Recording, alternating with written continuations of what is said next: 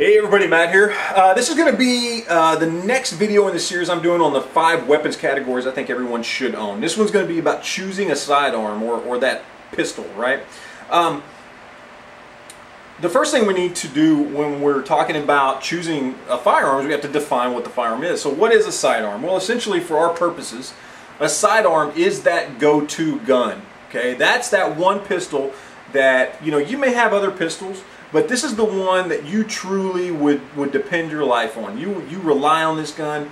It's the one that in a bad situation, this is the one you're going to want to grab, okay? Now this can apply to preppers, prepping for shit hit the fan, or just somebody who's just a gun enthusiast that, you know, hey, if something ever goes down, home defense situation, self-defense, whatever it is, this is the pistol that I'm going to grab, okay? That's essentially what we're talking about here when we're talking about a sidearm, or it's that go-to pistol. Now, I'm not going to sit here and tell you, oh, you should get a Glock, get a SIG, get a Taurus, get a Smith & Wesson, get this, get that, okay? That all comes down to personal preference. That's not what this video is about.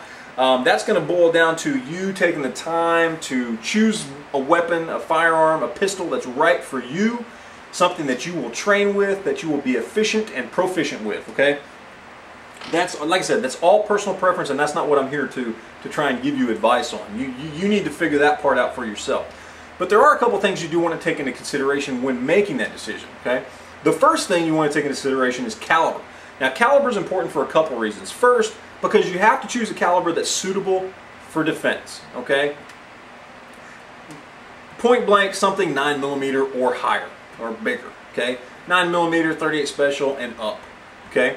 The other reason caliber is important is because when training, going to the range, even in the off chance that you have to really use your gun in a defensive situation, your pistol is going to be used more than anything else. Okay, and especially from a training standpoint, most of us train far more with our pistols than we do with any other firearm we own. So because of that, you want to get a caliber that is suitable for that. You want to get a caliber that's, let's say, not too big for you to train with. If you're running around shooting a 44 Magnum and it's just not fun to shoot for you, which, I mean, that's, you know, an exaggeration, you know what I'm saying? Most of us wouldn't. The 44 Magnum is not that bad, but, you know, let's say for you, 44 Magnum kicks a lot and, you know, that's just not fun for you to shoot, then, you know, you're not going to train and be efficient with that weapon the way you should. Another reason why caliber is important is because from a financial standpoint, okay, if you've chosen a caliber that's just too expensive for you, that yeah, you may be able to keep a few hundred rounds at home, but you're afraid to shoot them because you don't know if you can afford to replace them, there's an issue there, because then you don't train with your weapon as you should, and you do not become proficient and efficient with it. You do not learn how to use that pistol in a defensive manner. And so that's a big deal. You want to choose something, you know, that's going to fit in your budget. You know, 9mm, 38 special, 357, 40, 45. Those are all good, affordable calibers that work well, that most people can shoot, and that are great for defense. Okay. Now, a little bit of philosophy behind why choosing a firearm, or excuse me, a pistol or a sidearm is so important, and, you know, especially when compared to other firearms. A lot of people, I think, don't, especially, you know, newer gun owners, newer preppers, don't really understand that your pistol is probably the most important firearm you own. And the reason for that is pretty simple. It has the highest probability of being there when you need it, above and beyond any of your other pistols, okay? Chances are when you need a gun, the pistol is probably going to be the closest one to you.